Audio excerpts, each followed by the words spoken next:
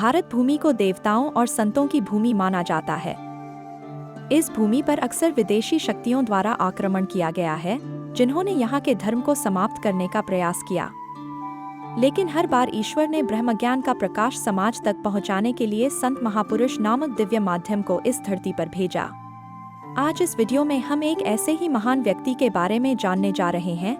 आपने उनका नाम लगातार टीवी या सोशल मीडिया के जरिए सुना होगा और यूट्यूब के जरिए उनके अनमोल वचन भी सुने होंगे। इसलिए आज हमने इस वीडियो के माध्यम से प्रेमानंद महाराज का जीवन परिचय देने का प्रयास किया है। प्रेमानंद जी महाराज का जन्म उत्तर प्रदेश राज्य में कानपुर के पास सरसोल तालुका के अखरी गांव में एक ब्राह्मण परिवार में हुआ था। प्रेमानंद जी महाराज का असली नाम अनिरुद्ध कुमार पांडे है।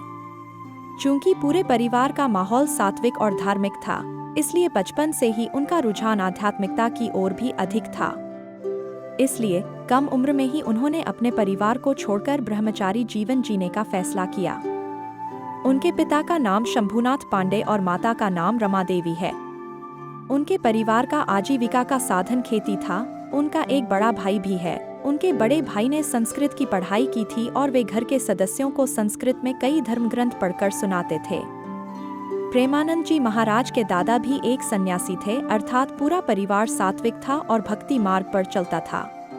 प्रेमानंद जी महाराज का रुझान बचपन से ही आध्यात्म की ओर अधिक था।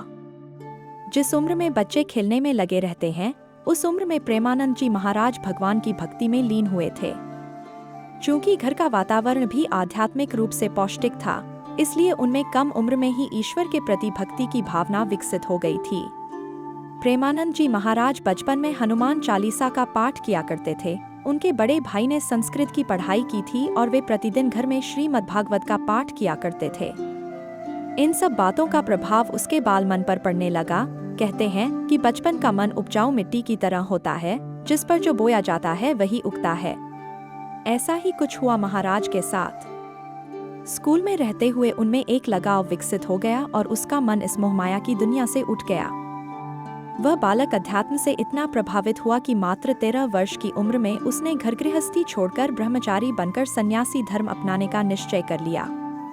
घर छोड़ने के बाद प्रेमानंद महाराज कुछ दिनों तक नंदेश्वर धाम में रहे थे। कुछ दिन वहां रहने के बाद उन्होंने किसी तरह वाराणसी में प्रवेश कर लिया।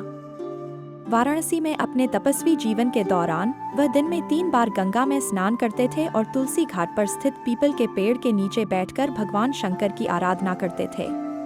वह अपनी आजीविका चलाने के लिए वहां एक भिक्षु के रूप में रहते थे। अगर कोई खाना दे देता तो खा लेते, नहीं तो कभी कभी भूखा भी रहना पड़ता था। तब वो गंगाजल पीकर सो जाते थे। चाहे भीषण ठंड हो या भारी बारिश, उन दिनों भी गंगा में स्नान करते थे। उनका यह स्नान करने का नियम था। उस समय जब पहनने के लिए भगवा कपड़ा नहीं होता था, तो शरीर पर एक बोरी रखकर उसे वस्त्र के रूप में धारण किया करते थे। घर बार छोड़कर महाराज ब्राह्मण धर्म की दीक्षा लेने के लिए इधर उधर घूमते रहे।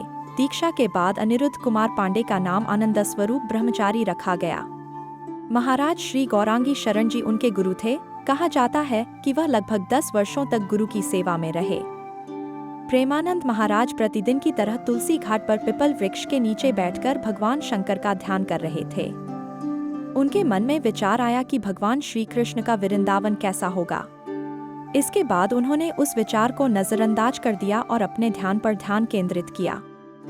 अगले दिन एक अज्ञात महात्मा महाराज से मिलने आए और कहा कि स्वामी जी, आचार्य राम शर्मा जी हनुमान विश्वविद्यालय काशी में एक धार्मिक कार्यक्रम की तैयारी कर रहे हैं। इस कार्यक्रम में उन्होंने दिन में चैतन्य लीला और रात में रासलीला कार्यक्रम का आयोजन किया है। उन्होंने आग्रह किया कि उन्हें इस कार्यक्रम का आनंद लेने के लिए उस स्थान पर जाना चाहिए।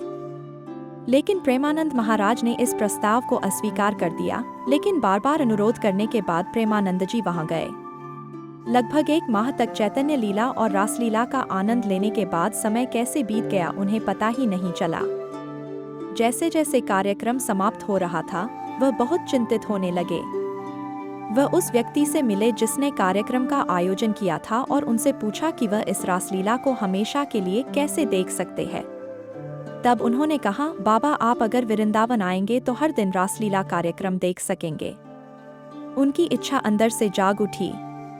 एक दिन जब महाराज हमेशा की तरह ध्यान कर रहे थे तो युगल किशोर नाम का एक सात्विक जोड़ा वहां आया और प्रेमानंद महाराज को प्रसाद दिया। लेकिन प्रेमानंद महाराज ने प्रसाद लेने से साफ इनकार कर दिया। उन्होंने कहा कि आप यह प्रसाद मुझे क्यों दे रहे हैं, जबकि यहाँ आसपास बहुत सारे लोग हैं, और उन्हें क्यों नहीं। तब उन्होंने कहा कि यह प्रसाद आपको देने की इच्छा उनके अंदर से पैदा हुई है। वह प्रसाद देकर उसने महाराज से निवेदन किया कि आप मेरी कुटिया में आकर भोजन करें। तदनुसार महाराज तैयार हो गए और युगल प्रसाद के साथ उनकी कुटिया में चले गए। वहां महाराज ने युगल प्रसाद से कहा कि मेरी बहुत इच्छा है कि मैं वृंदावन जाऊं, लेकिन जाने का कोई योग नहीं बन रहा। यह उनकी मन की यह इच्छा उन्होंने उनके सामने प्रकट की। उस समय युगल प्रसाद ने महाराज से कहा कि आप वृंदावन जाने के लिए तैयार रहें। यह कहकर उन्होंने ट्रेन का टिकट खरीद लिया और महाराज को ट्रेन से वृंदावन भेज दिया गया। वृंदावन आने के बाद महाराज भगवान कृष्ण और राधा की भक्ति में लीन हो गए। उन्होंने तपस्वी जीवन त्याग दिया और खुद को राधा और भगवान कृष्ण के लिए समर्पित करना शुरू कर दिया। इसके बाद प्रेमानंद महाराज राधावल्लभ नामक संप्रदाय से जुड़ गए और वहीं संत बनकर रहकर दुनिया को ज्ञान देने लगे। 35 साल की उम्र में प्रेमानंद महाराज को पेट में दर्द की समस्या होने लगी। एक बार वह उस बीमारी का इलाज कराने के लिए रामकृष्ण मिशन अस्पताल में गए। डॉक्टरों द्वारा किए गए कुछ परीक्षणों के बाद पता चला कि प्रेमानंद महाराज की दोनों किडनियां खराब हो गई हैं और पूरी तरह से फेल हो चुकी हैं और उनकी जिंदगी के महज 4 से 5 साल ही बचे हैं। लेकिन उस भविष्यवाणी के बाद भी 17 साल बीत गए, पर आज भी महाराज जीवित हैं। उन्हें सप्ताह में 3 बार डायलिसिस उपचार कराना पड़ता है। आश्रम में उनके लिए स्वास्थ्य की सारी व्यवस्थाएं की गई हैं।